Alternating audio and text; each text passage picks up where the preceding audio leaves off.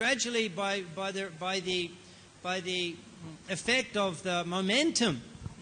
That so many countries, Krishna consciousness, like in India, Krishna consciousness is booming. We can't imagine.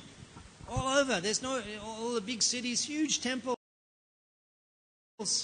India is booming, and the West is a little bit like it was to do. Okay, well, where we should let the flood expand where it can. That will also have a reactionary effect in the West later, as a result of so many people becoming Krishna conscious in India. So there's different strategies, and it may depend on your nature. Some people like the hard grind, and they go to the places like Japan, Chandradoya Swami Maharaj, Japan. 30 years, 40 years, and a handful of devotees, compared to places like here, Namhatta, 15 million. In the same amount of time.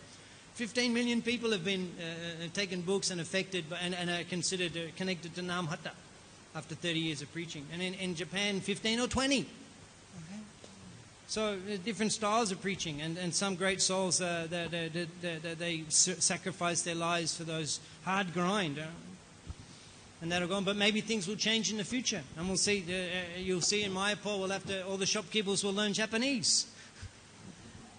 Who knows?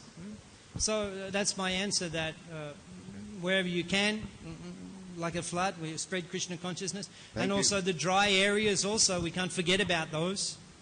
And those great souls who are prepared to dedicate themselves, it seems like there's not that much reciprocation in those places, but that's also glorious. Prabhupada said preaching in the Muslim countries, 100 times more effect if you can make devotees there than in other places.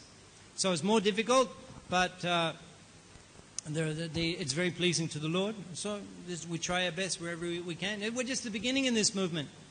And that's my thought, that as the whole world becomes so filled with Krishna consciousness, in these little places which are somewhat isolated, eventually they'll just also get over-flooded.